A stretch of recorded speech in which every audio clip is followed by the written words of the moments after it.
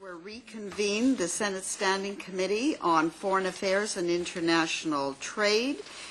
We have as a second panel continuing our study on the examination of Canadian foreign policy regarding Iran, its implications and other related matters. This part will feature the Iranian Canadian Congress, represented by Dr. Farokh Zandi, President, and Dr. Samad Asadpour, Member of the Board and Secretary. And I believe there is only one presentation.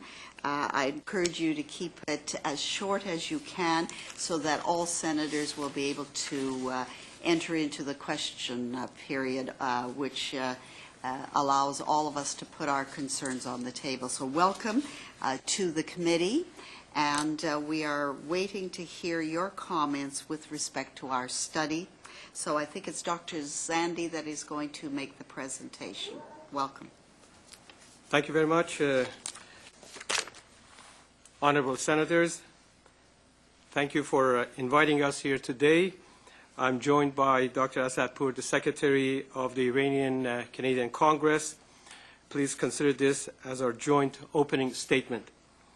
The Iranian Canadian Congress, ICC, represents the Iranian Canadian community.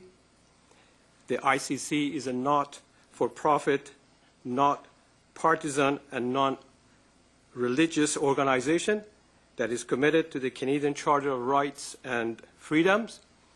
The ICC does not represent the government of the Islamic Republic of Iran, nor does it advocate for its supporters. The majority of people of Iran stand apart from the Islamic Republic of Iran, which is one of the worst human rights abusers in the world. Since the 2009 Iranian presidential election, an election widely perceived as fraudulent, there has been a dramatic increase in Iranian state repression. Iranians who oppose the clerical-led regime are routinely harassed, jailed, tortured, raped, and executed. Today, the Iranian regime faces great challenges. It has lost much legitimacy since the 2009 election and is internally divided. Moreover, it is increasingly unable to meet the political and economic aspirations of its own people. Its survival as a cohesive and functioning regime is hardly guaranteed.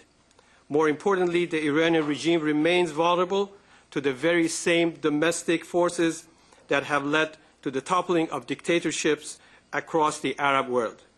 Although the regime may have been successful in silencing the movement, for now it has not been able to crush Iranian aspirations for a more free and democratic form of government.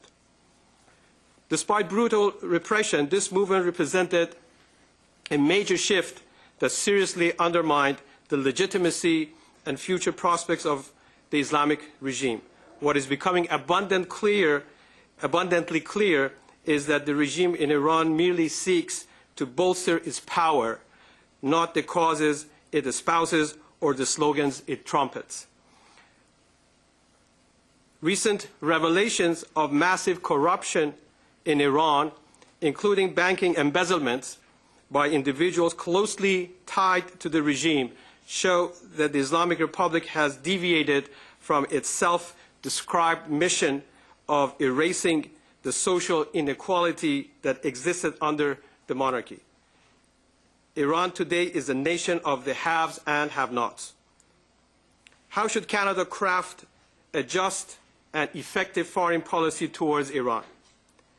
Given the deplorable and deteriorating human rights situation in Iran, our urgent priority should be to pursue sanctions against the Iranian government, entities, and individuals who commit human rights abuses. Canada should work openly through channels to enable Iranian moderates and reformers the ability to communicate with the Iranian people, as well as showing strong public support of Iranian and international efforts to report on human rights abuses. Honorable Senators, if we are serious about dealing with the Iranian threat, we must focus on the entire apparatus of the regime, including its doers and facilitators. At the heart of this list is IRGC, the Islamic Revolutionary Guard Corps. This entity is not only in charge of Iran's nuclear program, it is also responsible for severe human rights violation and for the 2009 violent suppression of Iranian protesters. It also trains and finances terrorist organizations such as Al-Qaeda. The IRGC is the spine of the Iranian regime, and we must not tolerate any interaction with the organization. Blacklisting this entity and its senior official diminishes its legitimacy as well as that of Iranian regime. It also provides important moral support to Iranian dissidents who may feel isolated and alone in their efforts to effect change within the country. However, Canada's current sanction under the Special Economic Measures Act, which target many individuals and entities, including some associated with IRGC, have been imposed in response to Iran's nuclear activities. We believe that human rights, rather than nuclear issue, should be the focus of foreign policy. We believe that the government of Canada should target those who are found responsible for crimes against humanity by putting travel bans on them and to freeze their assets. Even if Iran were to cease its illegal nuclear program tomorrow, this does not alter the fact that the government of Islamic Republic has a hefty budget for international terrorism that is channeled through the IRGC, nor does it address the IRGC's most flagrant violation of human rights in recent memory. Canada needs to use every non-military tool in its toolkit at this critical time, and that includes listing the IRGC as a whole, as well as individual senior commanders and members as terrorist entities in Canada. We do, however, support the sanctions put by the government on Iran's nuclear, chemical, biological, and missile programs. Recently, the United States has begun a shift in its direction, putting a greater emphasis on the Iranian regime's human rights abuses, which can thereby counter negative Iranian perceptions of U.S. policies and intentions. For instance, the U.S. government has supported the establishment of the special UN Human Rights Monitor for Iran. In addition, the United States has sanctioned high-ranking Iranian security officials for their involvement in human rights abuses. This apparent shift in the U.S. policy has required that U.S. officials denounce the regime's abuses more vigorously and with more frequency. Stronger condemnation for senior U.S. officials from senior U.S. officials, including President Obama and Secretary of State Clinton, have been viewed by Iranian democracy activists as signs of encouragement. It is our belief, Senators, that Canada should follow in the footsteps of the United States in this regard. Canada may not be able to dissuade the Islamic Republic from continuing its nuclear program through engagement and sanctions, but it can demonstrate that it is on the side of the Iranian democrats who may rule Iran one day. Iran is, for all intent and purposes, a one-crop country. All Iran really does is sell its oil. Oil represents about 50% of the government budget, about 80% of hard currency export earnings, and about 25% of Iran's GDP. It is a critical short-term source of hard currency. The Iranians need to run the regime, sustain their currency, and deal with some of their enormous economic challenges. It's noteworthy that sanctions have been quite effective in draining capital investment and technology from the Iranian energy sector and decreasing Iran's ability to produce oil. However, these are medium to long-term sanctions. These are sanctions that over the next 5 years, the International Energy Agency and the U.S. government project will cause Iran to lose about $14 billion a year in annual oil sales. To target Iran's oil revenue and drain the Iranian treasury of the critical hard currency in the short run implies central bank sanctions, like those recently signed into law by President Obama. Europeans have also followed suit in freezing Central Bank of Iran's asset. The Canadian government has essentially cut all its financial ties between the Canadian financial sector and the Iranian financial sector. However, the sanctions, Senator, should target the regime, not the people. We believe that a blanket ban on financial institutions accepting transactions from Iran is already hurting innocent Iranians, including Iranian visa students who are studying in Canada, the Iranian Canadian senior citizens who depend on the transfer of their pensions from Iran, and the small businesses in Canada that are engaged in trade with Iran.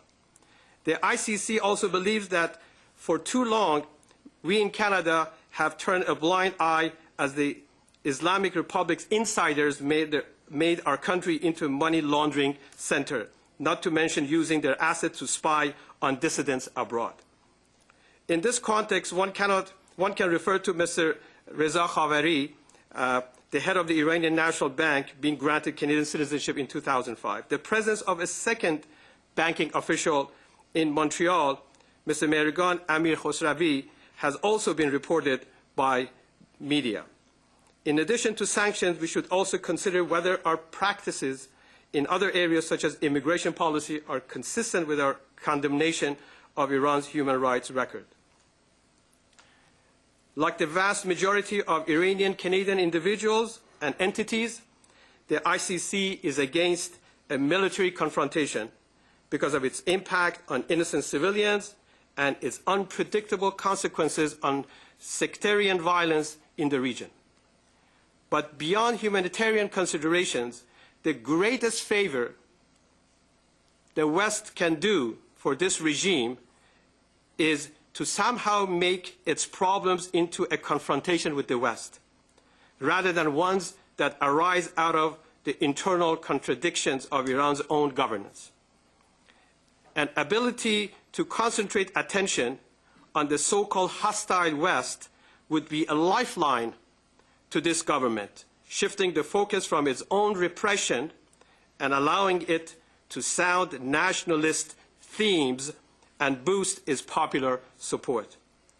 Iran's history has created a strong popular resistance to outside interference, and Tehran's ability to politically manipulate perceived external threats has proven critical in shoring up support for the ruling establishment over the past 3 decades. Examples include the Iran-Iraq war, the portrayal of the surrounded Iran in the wake of U.S. operations in Iraq and Afghanistan, and the denial of Iran's right to possess nuclear energy. Thank you for championing the cause of the repressed people of Iran. I welcome your questions, and I thank you for this opportunity. Thank you, Mr. Zandi. I do have a list of questioners. Senator Fortin Duplessis, followed by Senator Tabane to start. Thank you very much, Madam Chair. The World Bank if it estimates that the GDP. Microphones. Yeah, I can hear. You can hear? Okay. Okay, thank you. En Please proceed. premier, merci de... First of all, let me thank you for being here this afternoon and for giving us information about Iran. The World Bank estimates that the GDP of Iran has increased by 2% in 2011, but it forecasts that there will be a drop in it because of the sanctions. According to you, what is the effect, what is the impact of the sanctions on Iran and its economy? My Senator, allow me to put my economist hat on. I did my PhD degree at Carleton University here back in the 80s. And by the way, I miss your lovely town.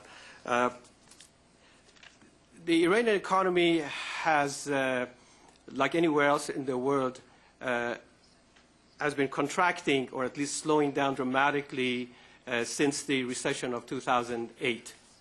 However, its problems are not rectified as the general recovery started around the globe. A couple of important points need to be mentioned.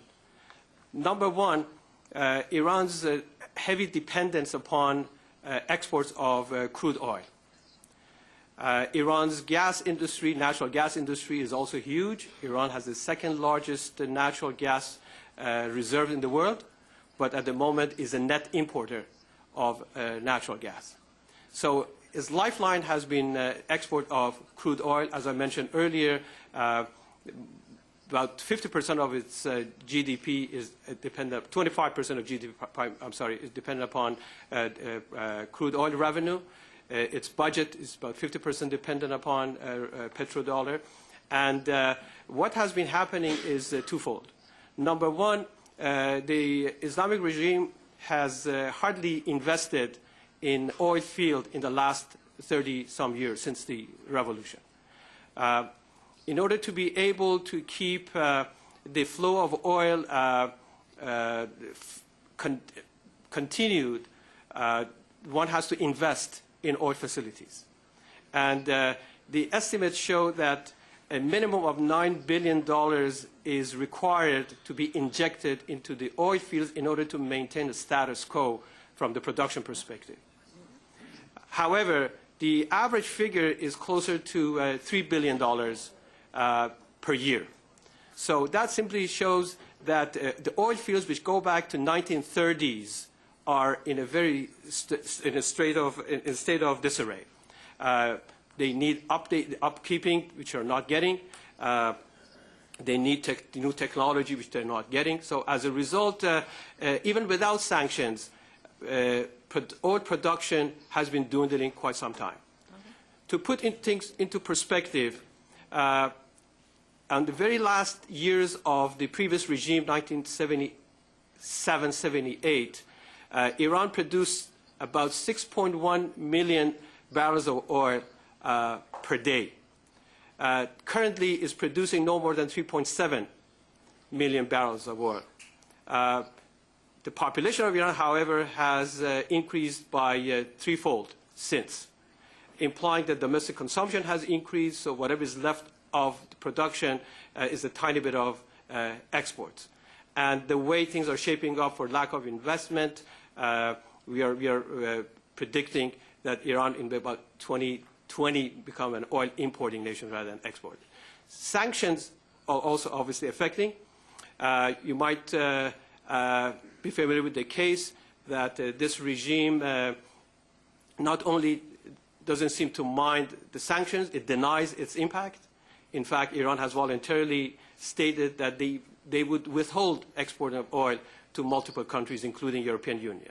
European Union is a major buyer, particularly Spain, Italy, and Greece. And the sanctions imposed by them is going to curtail the oil export by about 700,000 barrels a day. Currently, the only hope of Iran are China, India, South Korea, and perhaps to some extent Japan. So the answer, in a nutshell, the Iranian economy is suffering its dollar has lost 50% value this year alone, and the oil revenue is not even sufficient to finance what they have a targeted subsidy. But partly is a problem of sanction, and partly is a phenomenon of mismanagement. Je voudrais, vu que vous avez décrit quand I'd like to come back to this. You've described a situation which is not an easy one. They must therefore have a very high unemployment rate in Iran. Are you aware what the rate is? Can you tell us anything about unemployment, if it's very high there?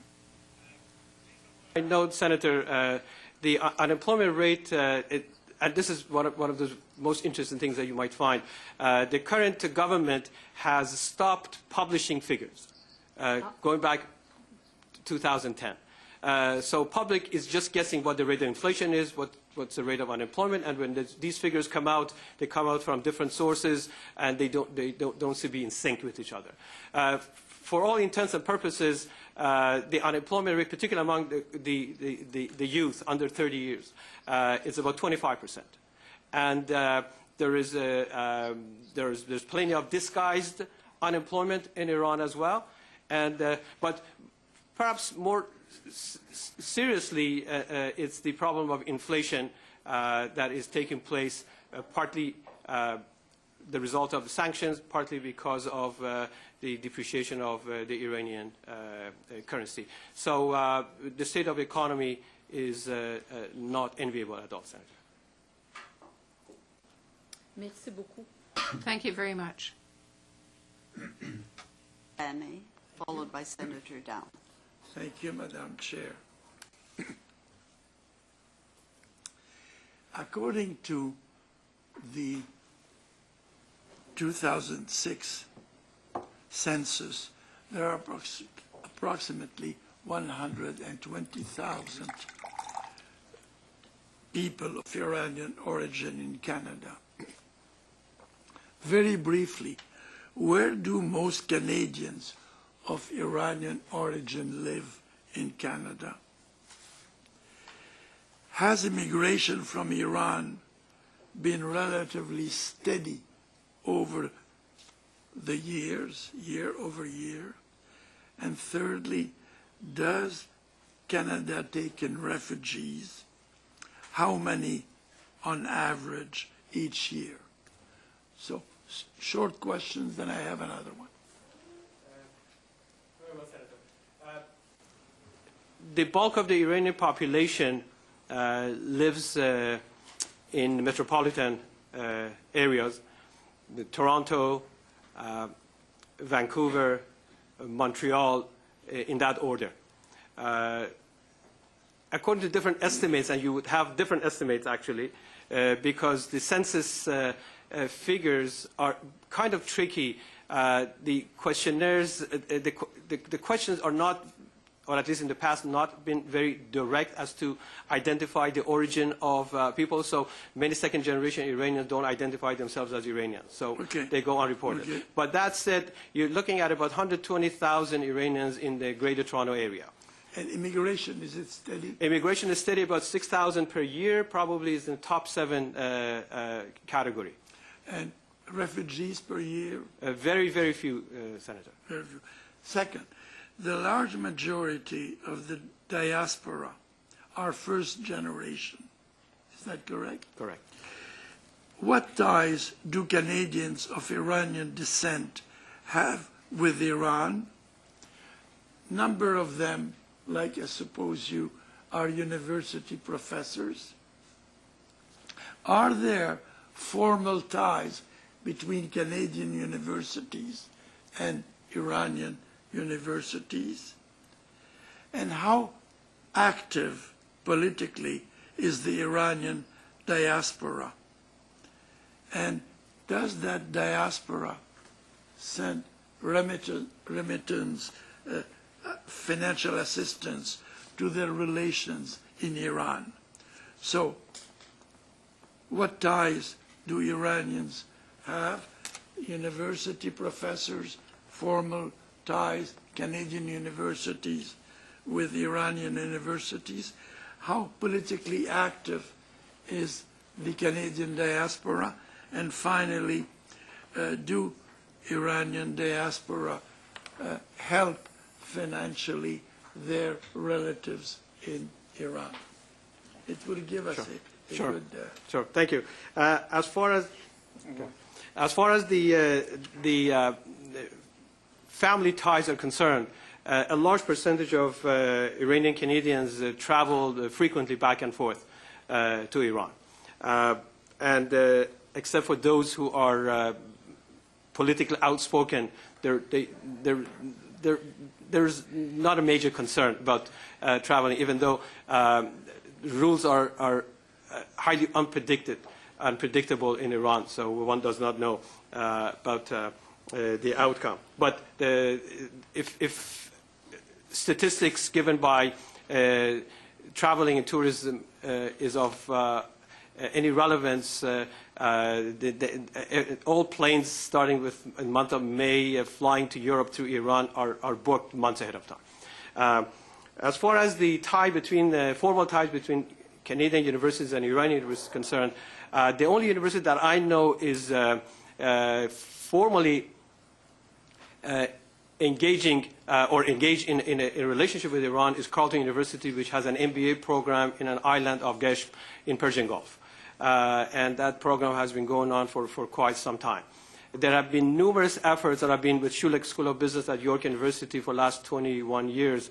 There have been numerous efforts by various universities in Iran to want to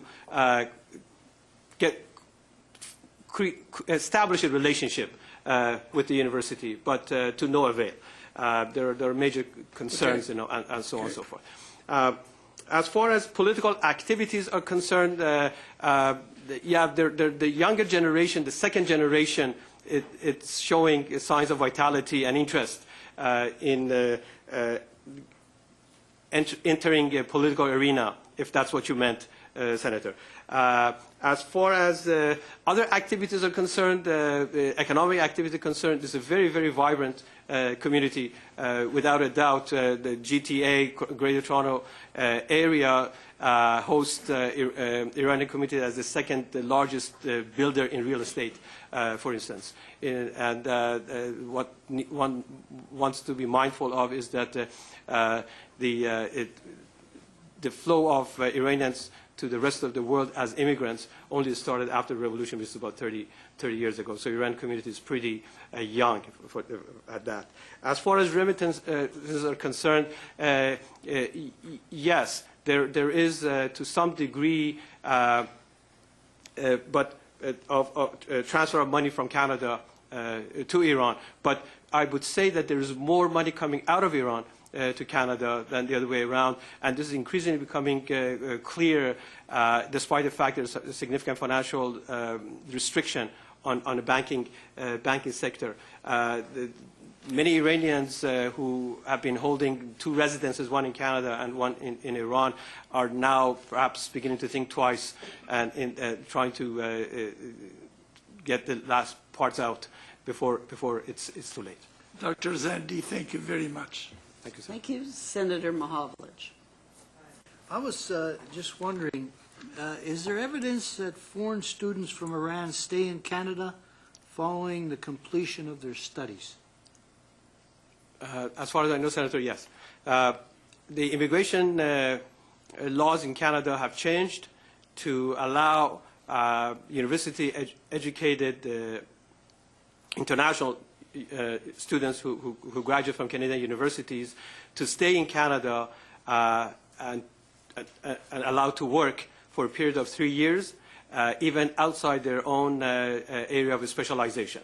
The objective being, as far as I understand, is that if Canada is to admit immigrants, they might as well be trained in Canada, speak the language, and be familiar with the country. So that's perhaps the general policy that as a whole. As far as Iranian students are concerned, and if I may give you some personal experience that I have, we have a large number of students at at York University, where I teach. Majority of them, however, are either immigrants or citizens, or the second generation. A few who come from Iran do get to stay. And the reason is that typically those who come from Iran to do primarily the graduate studies are cream of the crop. And it's very easy for them to blend in and find positions in the area of their specialization. So, for instance, at this moment, we have about 8 PhD students at our business school, School of Business, from Iran at York University. And they all come from top-notch technical schools in Iran. And this technical school that I'm referring to, which is called Sharif Industrial University, exports 90% of its graduates to the rest of the world. And Canada is one of the beneficiaries. But there are more students go to the States rather than to Canada. Since 9/11, things have changed quite a bit, not only in terms of the movement of the flow of human capital to the United States, but also financial. So from both perspectives, Canada has been able to replace, although on a smaller scale, what used to be the U.S. share. Are there impediments that make it difficult for Iranian students to leave Iran to study here in Canada? As long as they have not been involved in political affairs, their departure appears to be without a hitch. Entering Canada, however, requires significant financial documentation. That they would not be a burden on Canadian society, that their sponsors, whether parents or guardians or government scholarships, are adequate enough to enable them to continue studying abroad.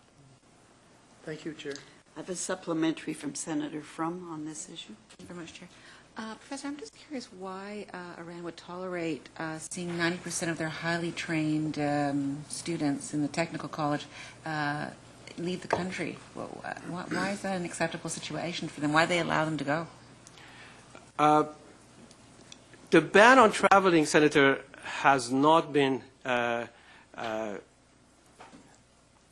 attribute of this regime from the beginning, except in occasions where individuals were deemed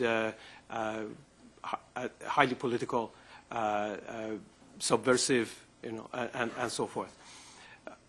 Iran, from day one, from 1979 arrival of Ayatollah Khomeini, has made it absolutely clear that the valuable is not human being and human capital.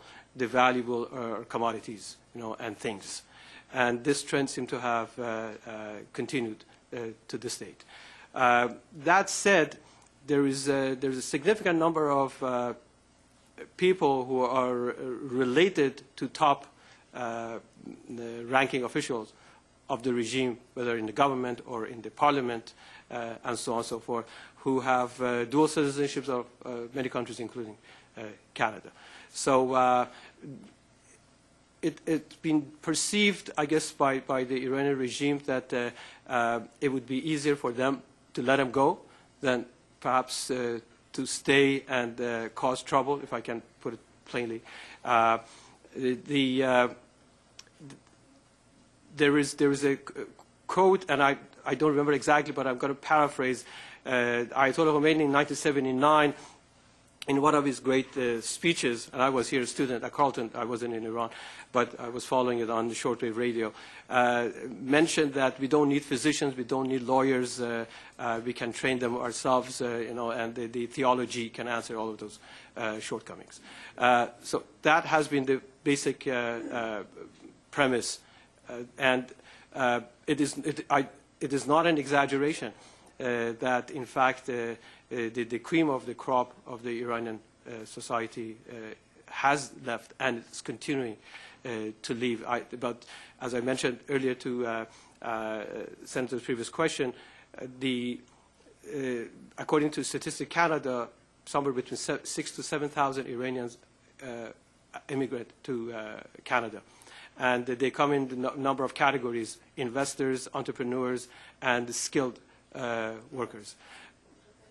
Have been state funded in their education? No.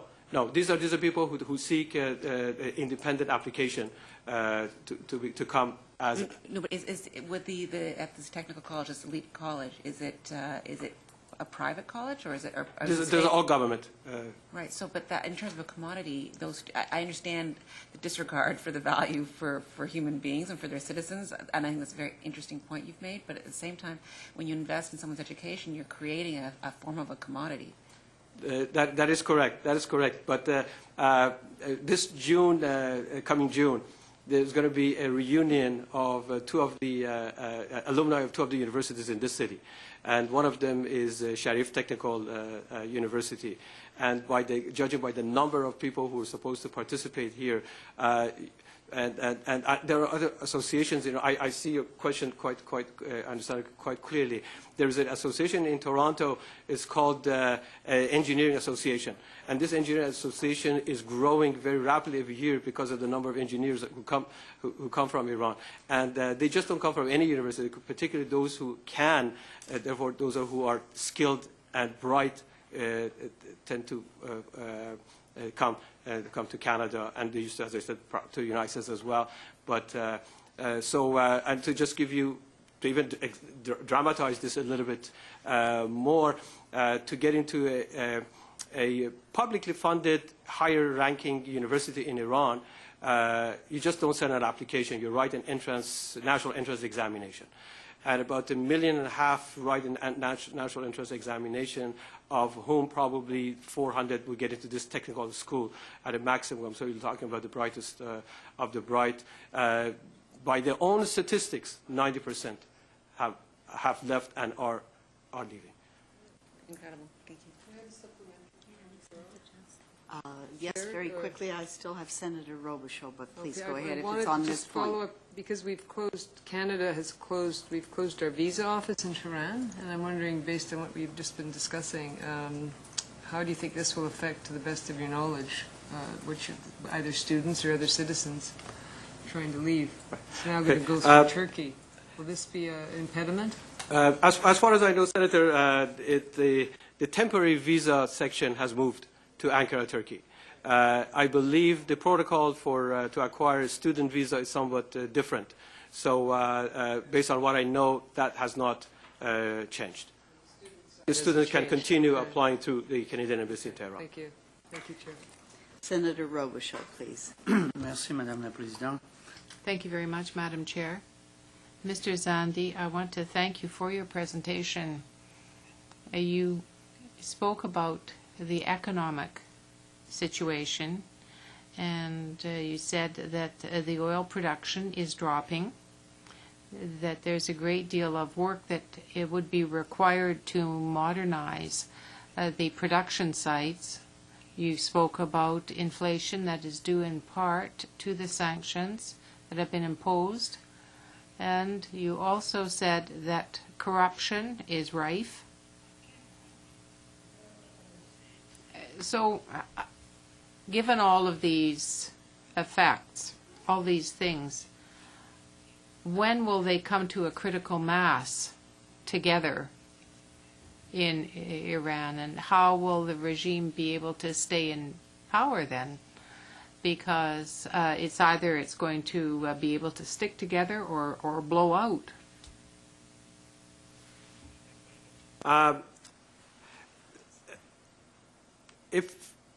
If someone asks me, what do you think, when do you think this economic situation in Iran is going to blow up 20 years ago, I would say it's a matter of time. Because since the beginning, nothing was going right. If you ask me today the same question, I would say it's very imminent.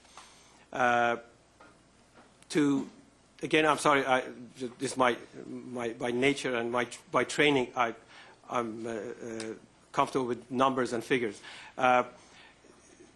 The government of Iran, in its recent budget, indicates that they require $500 billion investment in the infrastructure, primarily in natural gas and crude oil industry. The entire economy of Iran gets only $3 billion last year. Okay. So we're talking about a drop in the ocean, and not all $3 billion perhaps have been utilized in the most efficient manner. By contrast, a small country, which is probably 1/50th of Iran, Lebanon, for instance, receives more foreign investment and has absolutely no oil and no natural gas. Same thing with other neighboring countries such as Egypt and Turkey. So what I'm trying to say is that things are deteriorating quite rapidly. I have a list of probably 70 different companies around the globe in oil industry, in transportation, in aviation, in mining, in natural gas, which have left Iran in the last 2-3 years. Many of them voluntarily, many of them because of the sanctions, because particularly the U.S. sanctions appear to have a sharp edge.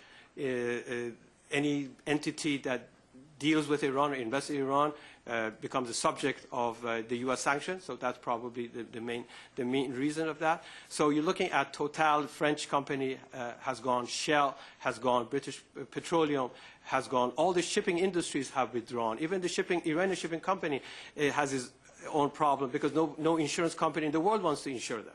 So if there would be a time that the Iranian the Iranian economy would get to begin to get choked, pardon the expression, it's about now.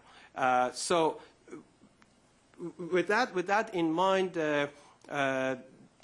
unemployment, inflation, the terrible distribution of income.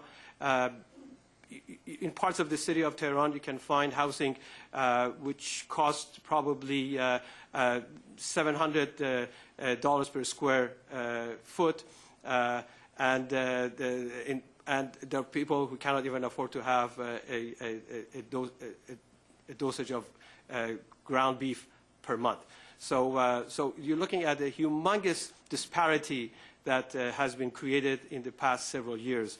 The government of Mr. Ahmadinejad in the last 7 years in power, in fact, has compounded the economic problem that inherited from his predecessor. He has put IRGC, the Islamic Republic Guard Corps, at the forefront. And the Islamic Republic Corps has turned Iran into an importing machine to the extent that the entire manufacturing sector is collapsing or has collapsed. There is no domestic competitive industry. Everything is imported, primarily imported from China. And the reason that they have put all their eggs in the basket of importing instead of producing domestically, which totally defies any logic, is because you could make commission on imports, but you could not make commission or bribe, for that matter, kickback, but you couldn't do it otherwise. So IRGC is at the forefront of all business activities. IRGC is at the forefront of every favor that the government of Iran is extending to its allies, domestic, and its offspring abroad. So corruption is rampant, is at a phenomenal scale, and this is obviously has trickled down to lower levels at every industry, in every industry, at every level of production or consumption, and so forth. But let's not forget that Iran, in the last 33 years since the revolution, has sold more than about $1 trillion oil, crude oil, and that's a lot of money. So this has perhaps been the source of wealth of people who, one way or another, are doing government contracts, if not directly related to the government and the government or government affiliates. Thank you. I'd like to turn to Senator Down. Just a short supplementary. Short? With a short answer, I hope. Yes, I'm sorry. Of that $1 trillion you say that Iran, through selling oil, as received, how much of that money has stayed in the country? Because we know that sometimes business people try to, hide that somewhere else where the taxation system can't get to them. Would that have happened in Iran? I can give you some anecdotal evidence, or figures, I should say, not evidence. Last year, a special committee in the Parliament of Iran made the statement that $15 billion of crude oil revenue is missing. And that is not an uncommon thing whatsoever. Apart from the fact that many benefit from these revenues. There are special allocation of budget which are in secret accounts, and much of them, as we know, probably devoted to support Hezbollah, Hamas, and other organizations in the Middle East. We have seen repeatedly on the internet accounts of wealth accumulated by top officials of Iran, whether it is the Islamic Guard or in the government or even the Guardian, Ayatollah Khamenei himself, and so forth. And we're talking about the hundreds of millions of dollars, if not more. His sons apparently been caught or been reported to have more than $1.5 billion asset outside Iran. So that's the state of affairs. But anybody who works for the government or government-affiliated contracts, because most contracts in Iran, whether it's road or housing or major construction of any sort, are government-funded. So, and a lot of civilians benefit from this.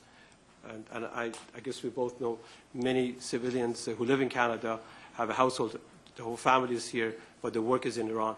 So they go back and forth because there's no way that they could make their same earning here. But the connection is there. Merci. Thank you. Senator Down, please. My question was along the same lines as Senator Robichaud. I'm wondering if you have any information about, I assume, the senior corrupt officials, in addition to sponsoring terrorism in the region, would also be trying to move some money out of the country in case things went very badly. And do you have any information on that? And do you know particularly of any countries that are accepting this money into their financial system? Senator, as far as I know, and probably it's somewhat limited, there are, and the example that I gave in the opening remarks, and I'm sure you have heard this example from everybody else who made the testimony here about the chairman of Bank Melli, which itself is on blacklist by the United States and some other countries. Many people in his capacity have been able to transfer most of their wealth outside Iran. Those in the position of wealth do not or have learned not to keep liquid assets in Iran. They already transferred out, at least as far as Dubai. However, Dubai banking system has started putting severe restriction on transfer of money from Iran as well. So unless you have had one has had some kind of history with a bank in Dubai, it's very difficult now to get money out of Iran through an intermediary. The other countries, neutral countries around the globe, Bulgaria, I've heard repeatedly as a source, South Korea, which is a major partner, a trade partner with Iran. Banks have been often targeted by officials who wanted to have the wealth transferred outside. North America, obviously not. Except for those that have been able to get landed immigrant status to come, simply because we have a more restrictive laws in place, but bulk of the world simply does not. And India has been also another place for this as a destination of these money transfers. Thank you. Just a follow-up, does your organization track people who come from Iran that you believe should not have gotten citizenship? In other words, is your community well informed and therefore politically active to bring forward your concerns to the government of Canada? Thank you, Madam Chair and honorable senators. I would like to also add, if I may, regarding the human rights, that those questions, all of them related to economy and also the sanction.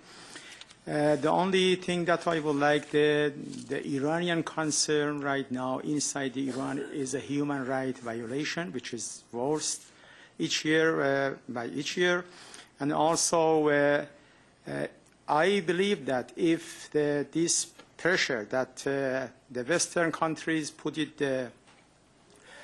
on the Iranian government to stop the nuclear power projects, if they shifted to human rights, is much better, or maybe join together that if we have democracy or if we have freedom in Iran, if we have a government that follows the rules, the human rights rules, so maybe it doesn't need to have a nuclear power or nuclear energy. But if you even stop the nuclear energy project and stop it, and the same government against, they make another problem next 10 years or next decade, even if there is no any freedom, there is no any media over there, there is no any devices to transfer the voice of Iranian people.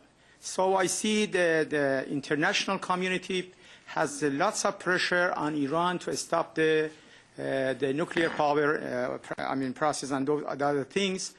If I believe that it's okay because we have a dictatorship in Iran, it's better to stop that.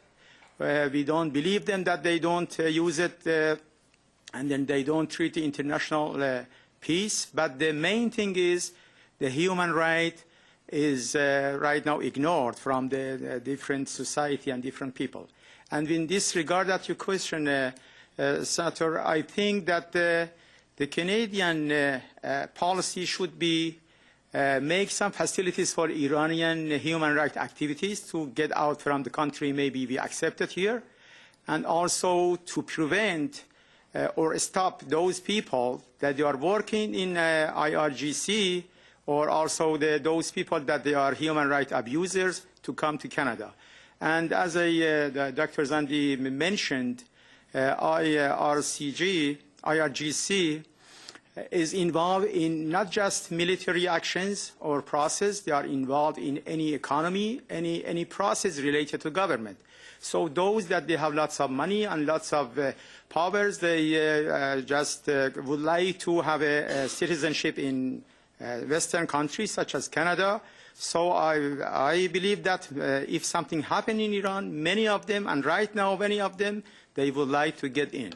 So the policy should be in two ways. One, to accept more human rights activists, and also those people that they would like to get out from the country, such as a student, such as the university professor, and also stop to give them Canadian citizenship for those people that I mentioned. If I may add, our organization doesn't have any statistics. We simply don't have any way of finding out who's coming and who's not. We only get to find out about people like the chair of the Bankman lead through Canadian media. However... okay, I think that was my point. Right. You found out, you say, as an organization from the media. That is correct. You were not aware of the constituency of Iranians in Canada that may have produced some of these people. That is correct. But the community is very large, as I indicated before. So there's inevitably bits and pieces. People who have some idea about what's going on, which gets circulated, and so we get to find out too. To add to that, I personally, not as in this capacity in ICC, but as an individual, have been present in a number of meetings with government officials, Mr. Kenny, Mr. Weston, the MP from West Vancouver, and also the former foreign minister repeatedly. And in those meetings, the number of questions about the Iranian community have been raised, and we have shared some information, and we have been told that the government is keeping tab of who's coming, but that they would welcome any information that we have to share with them, and what occasions arose with it. Thank you. We've run out of time, so we can't pursue these issues. As you can see, I think I was right at the start to say that given enough time, we would explore many issues beyond your statement, and you've very kindly responded by answering all of them. So thank you for coming and sharing your information. And Senators, we are adjourned. There will not be a meeting tomorrow. Also, we don't anticipate meetings the following week until we receive the legislation that we're anticipating from the Chamber. So we will keep you posted about the week following the break week, but there is no meeting tomorrow. So this meeting is adjourned.